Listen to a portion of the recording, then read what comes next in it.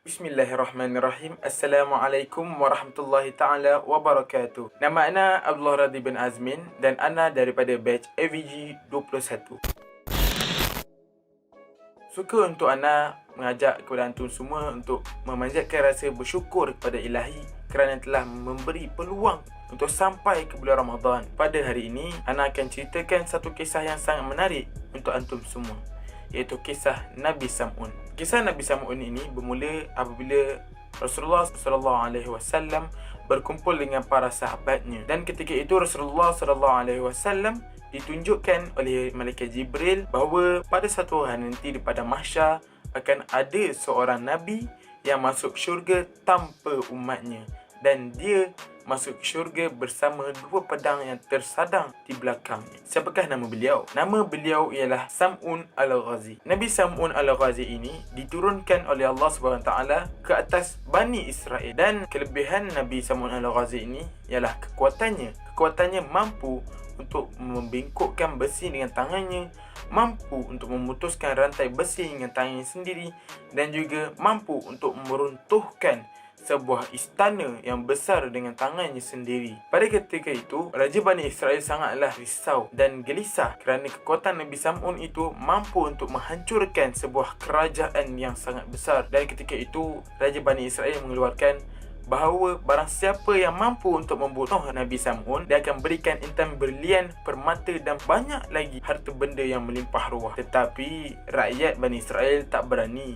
Jadi Raja Bani Israel pun mempunyai satu lagi idea, menghasut isteri Nabi Sam'un. Jadi ketika itu Raja Bani Israel pun menghasut, dan isteri Nabi Sam'un termakan hasutan Raja Bani Israel. Hari pertama cubaan dilakukan, Nabi Sam'un dia tengah beribadah. Ketika itu jugalah Raja Bani Israel berikan seutas tali yang panjang untuk mengikat Nabi Sam'un, tetapi tidak berjaya pada waktu malam itu. Sebab masa tu isteri Nabi Sam'un terlelap kerana lamanya ibadah Nabi Sam'un. Pada hari kedua tetap tidak menjadi. Kekuatan Nabi Sam'un dengan izin Allah SWT mampu memutuskan tali tersebut. Pada hari ketiga, Raja Bani Israel pun memberikan isteri Nabi Sam'un rantai besi yang tebal. Pada ketika itu diikatlah Nabi Sam'un di katil, dan Nabi Sam'un pun dengan izin Allah sekali lagi mampu untuk memutuskan rantai tersebut. Pada hari keempat, isteri Nabi Sam'un bingung. Dia mengambil langkah inisiatif. Dia bertanya kepada Nabi Sam'un, "Wahai suamiku, apakah punca kekuatanmu dan apakah kelemahanmu?" Nabi Sam'un mengatakan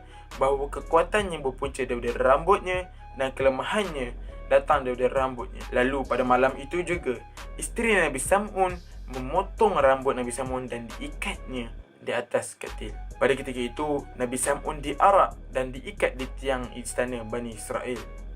Lalu diarahkan Bani Israel untuk membutakan matanya, memotong lidahnya, dijahit bibirnya, mengelar badannya.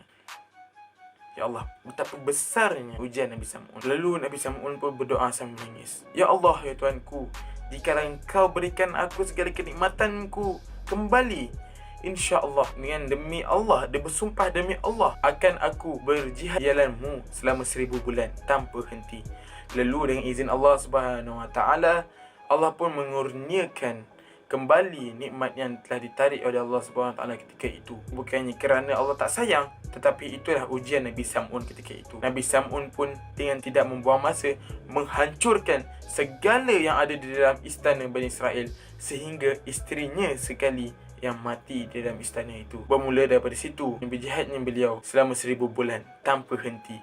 Paginya berjihad, malamnya beribadah. Dikatakan bahawa Nabi Sam'un ini berperang menggunakan rahang unta. Betapa kuatnya Nabi Sam'un. Kalau anak rasa nak angkat pun anak tak mampulah rahang unta. Apatah lagi orang-orang yang lebih biasa dia, Astaghfirullahalazim, anak ada, tak baik riak. Masa itu sahabat pun terkesima, dan dia pun bertanya kepada Rasulullah, "Wahai Rasulullah, bagaimana hendak aku menandingi amalan beliau?" Rasulullah SAW pun berkata, akan ada di suatu malam di bulan Ramadan, 10 malam terakhir, bahawa satu malam yang lebih baik ganjarannya daripada 1000 bulan. Lebih baik, bukan sama baik seperti 1000 bulan, tapi lebih baik daripada 1000 bulan. Dan malam itu ialah malam Lailatul Qadar. Jadi iktibar yang ada di dalam cerita ini, wahai sahabat sekalian, untuk mendapatkan malam Lailatul Qadar bukanlah satu perkara yang senang, malahan susah, kerana dia menguji iman antum dan ketakwaan antum sekalian. salah satu petanda malam Lailatul Qadar bahawa bulan dan bintangnya ternampak jelas di atas langit dan malamnya sangatlah tenang untuk kita beribadah. Lalu cara untuk mendapatkan malam Lailatul Qadar pula, kita mempertingkatkan amalan kita dengan lillahi ta'ala, dengan syahadah kita yang ada. InsyaAllah kita akan mendapat malam Lailatul Qadar. Dan barang siapa yang mendapat malam Lailatul Qadar, beruntunglah dia kerana Allah menyayanginya. Itu saja daripada ana. Yang baik semuanya datang daripada Allah Subhanahu Taala, dan yang jahat juga datang daripada Allah Subhanahu Taala, tetapi disandarkan daripada ana. Itu saja daripada ana. #RamadanAVG, #WeStartOurOwn. Assalamualaikum warahmatullahi taala wabarakatuh.